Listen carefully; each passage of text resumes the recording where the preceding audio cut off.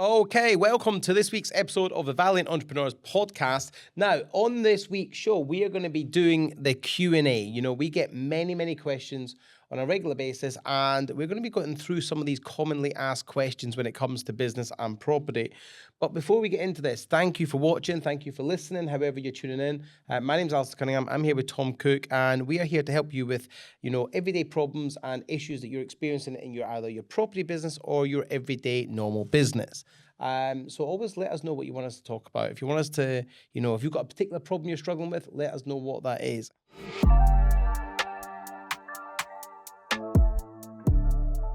Tom.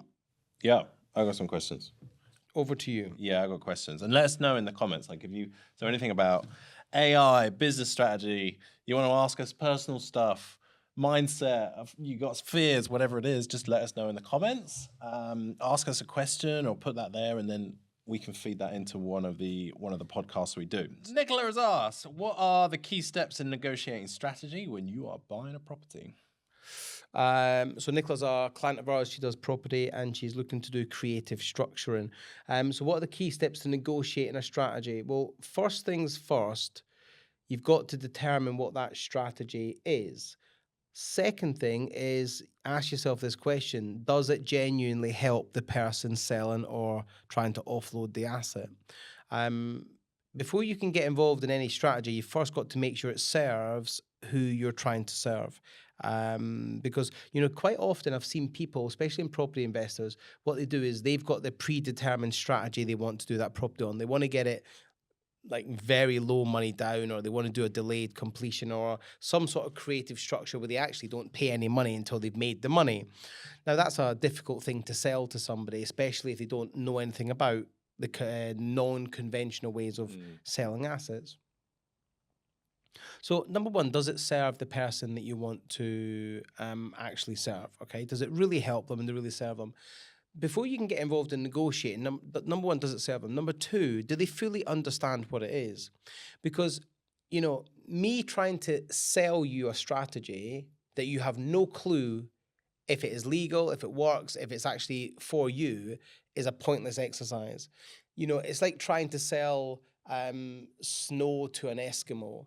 Right, you're not going to be able to do that because they've got an abundance of it, or they don't need it, okay?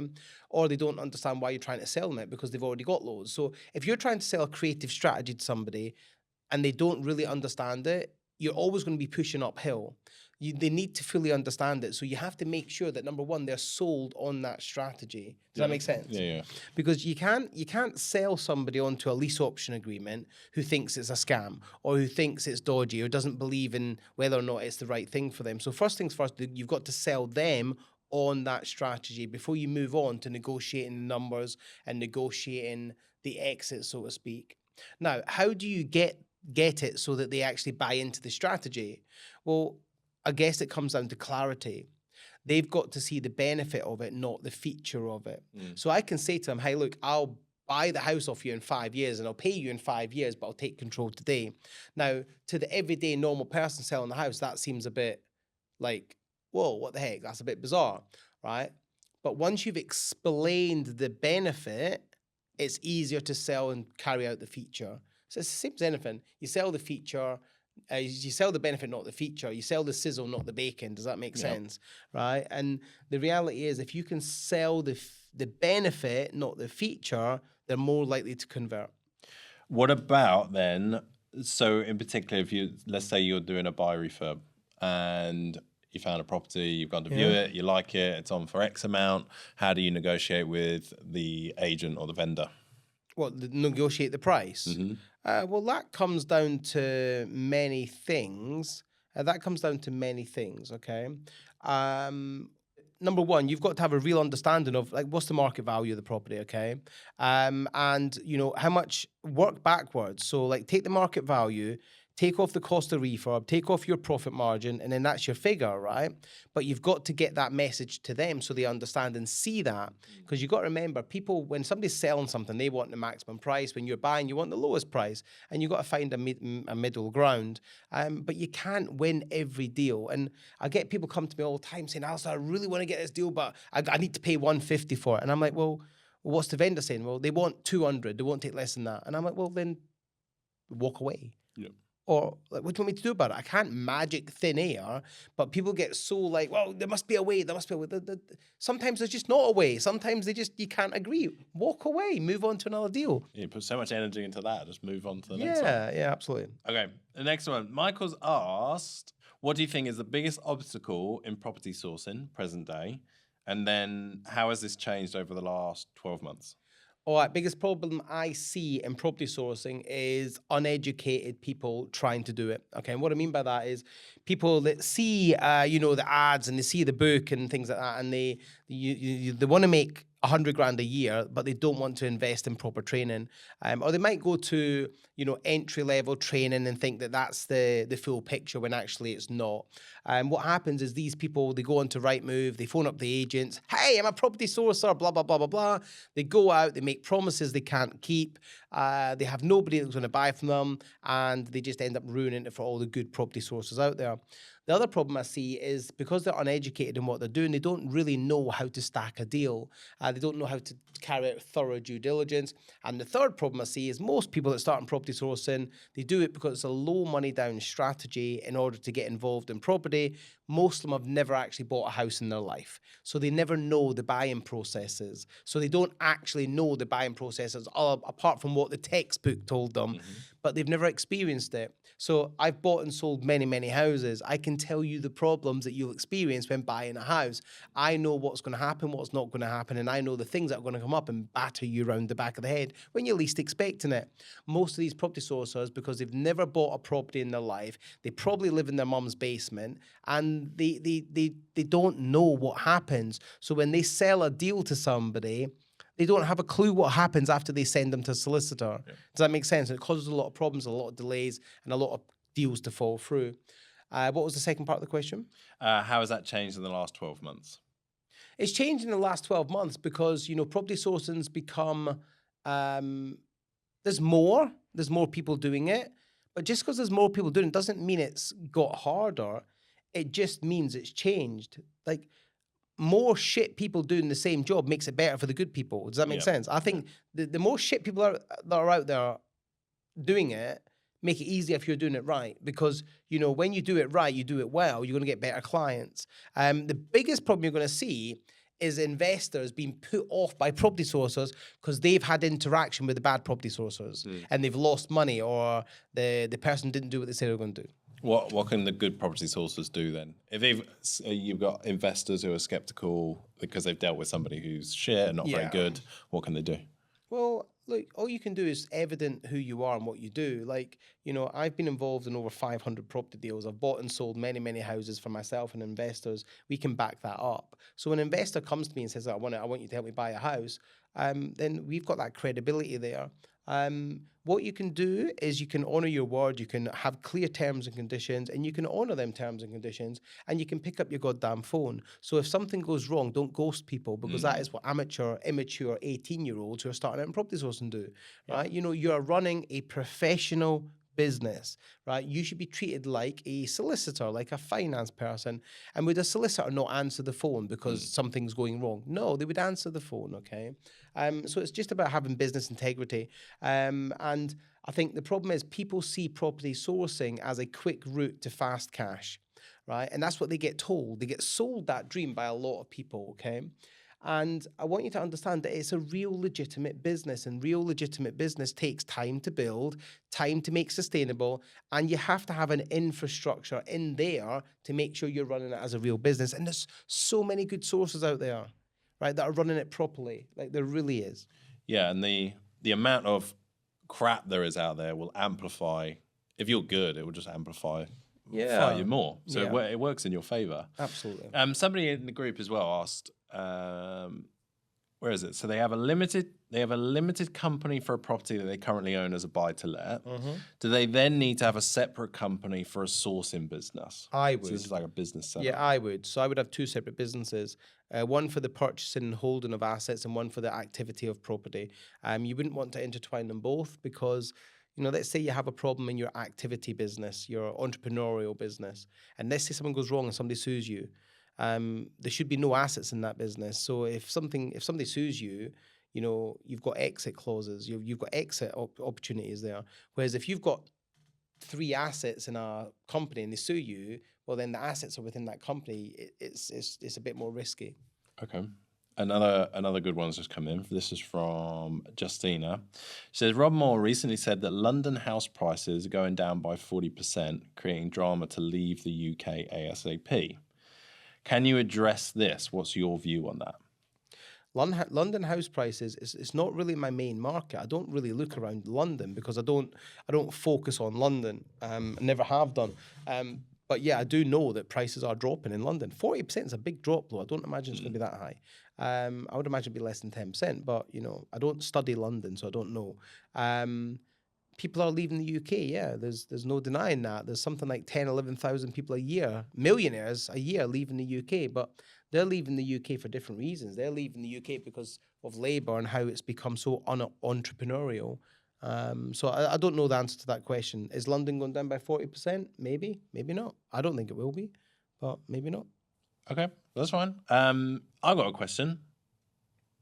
Where is it? I had it here. Right.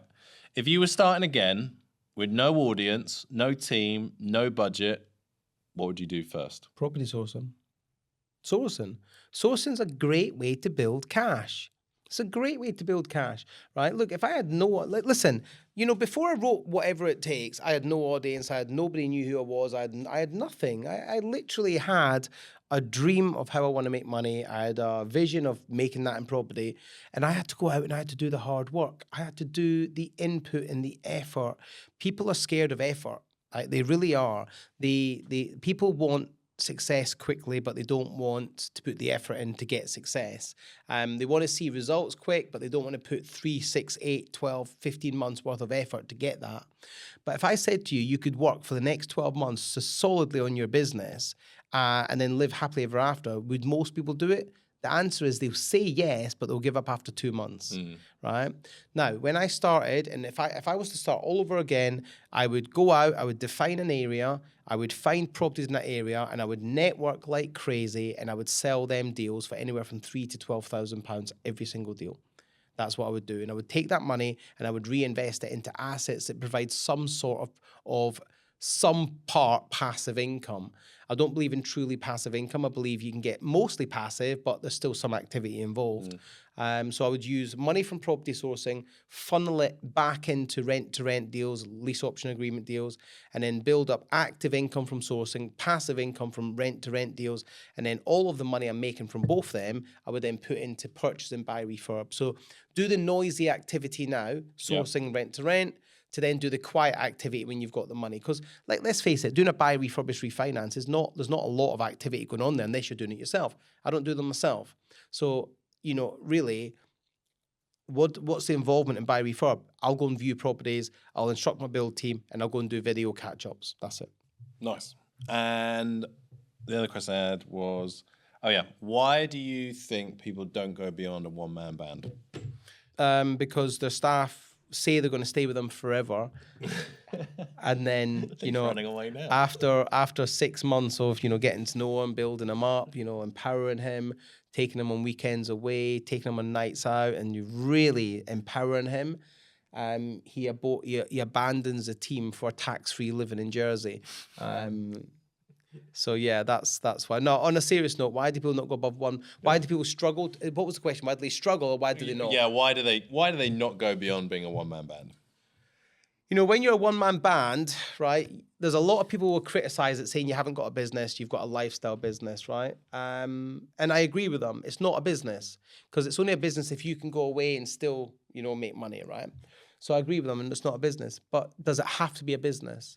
Because, you could have a sourcing business on your own making $6,000 a month. What's wrong with that? Double, triple people's salaries. You've doubled your income. Yeah. And if you work 40 hours a week in your sourcing business and make $6,000 a month or $10,000 a month, you've suddenly gone into the top sort of 5% of the UK. You're living a very comfortable life. And if you have to have 2 weeks off for a holiday, then so be it. You just don't make any money that week, but you're making enough money to cover that. So there's nothing wrong with being a solopreneur. If you want to grow and create a team, I've always been told by a lady I've known for many, many years called Rachel Reese, and she owns a company called ATB Travel in Luton. She always said to me, Alistair, it's either you and one other person or move to 10. That in-between phase is the most difficult phase, right? Because, you know, you get that in-between phase where you've got just you or one person, like you, one other person's fine, but then you have 3 or 4 or 5 or 6.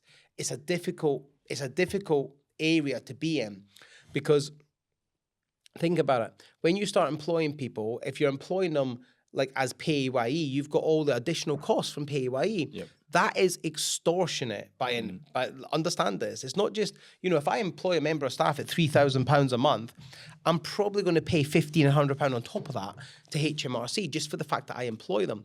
Then you've got the fact that they've got all these employee rights, you know, 4 weeks a year holiday, like, yeah, I'm not feeling very well today, I'm not coming in, or like, you know, all that bullshit, right?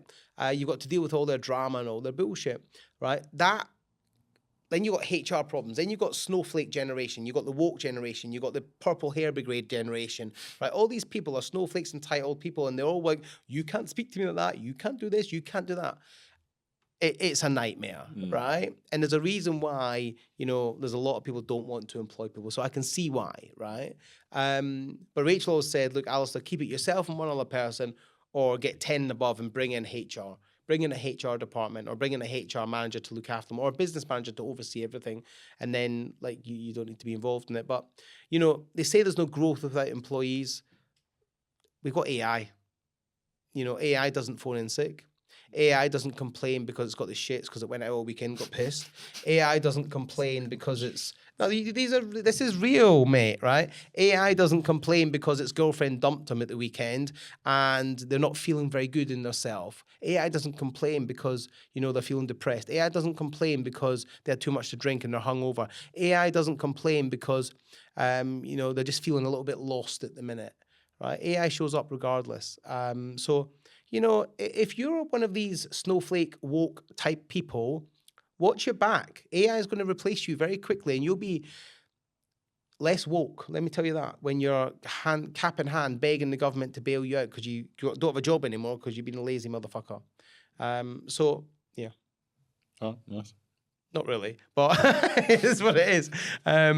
Look, I've employed a lot of people over my time, and I can tell you, I love employing people. And if you can get good employees, then great. But I can tell you, it's a whole barrel of problems. Sometimes it's a minefield. People come, and I know what's going to happen. All the employees right now are going to be saying, "Oh, you must be a shit boss," right? All these losers on Facebook. Oh, I'd love to work with that prick, right?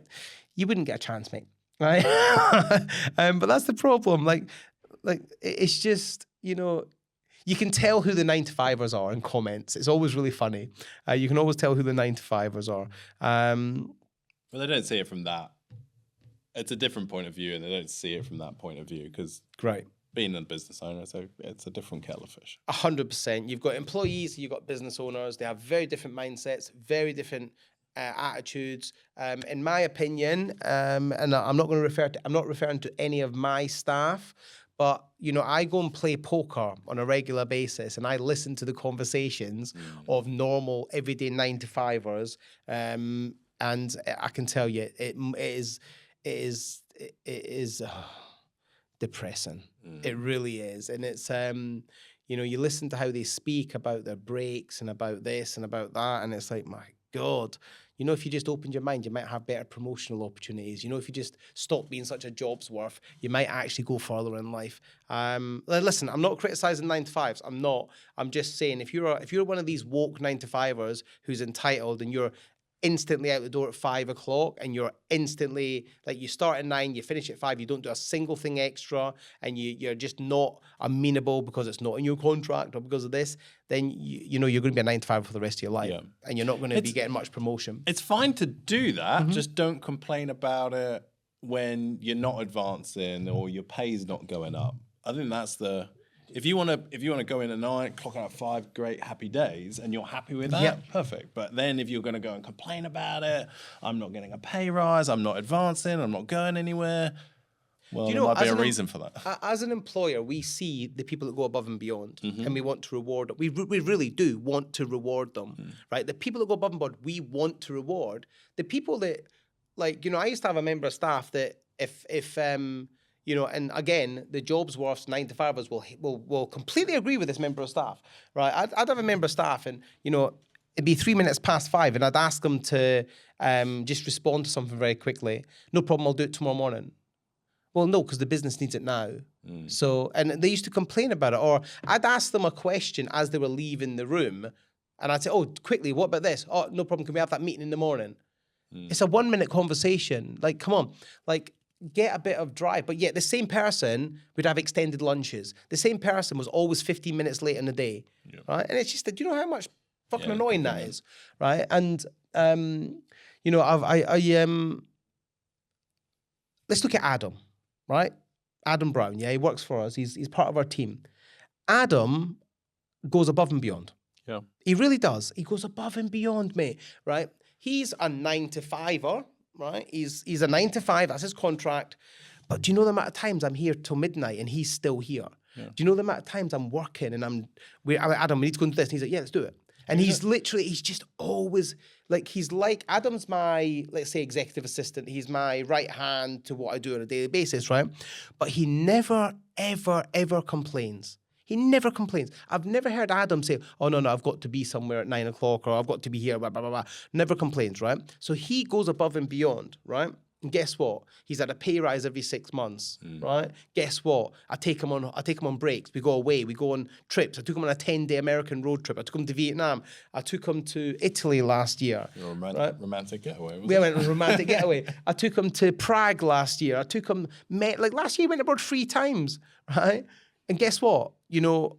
I take him out for dinner all the time, and I treat him well. I look after him. I buy him tickets for events. I'm taking him to an event in July to go and see one of his favorite DJs and things like that. So he's getting reward because I know he goes above and beyond. Guess what? When he has a 2-week holiday, he gets paid. He gets paid above and beyond. We don't restrict him. We don't say, like, I've never, ever, ever said, Adam, you've had more than your 2 weeks this year. Or whatever it is. I've always, if he said, I'm having this, I need to have this time off, no problem, go and have it, mate. We never complain because he goes above and beyond, right? Always. But even like this morning, he was on a meeting with me at 8:30 with the VAs. He doesn't have to be there. No, he doesn't start till 9. Yeah, he just shows up. But guess what? And he hasn't messaged me saying, "Tom, can I finish earlier today?" So here's the thing, Mr. Brown, if you're watching this, I made a commitment to you that you're going to be making 10 grand a month in the next 3 to 4 years. That's why. That's why, because I want him to be making that sort of money, and he's going to be. That's why I want him to get to that sort of level of income, because he goes above and beyond. Yeah. Right. That's the difference.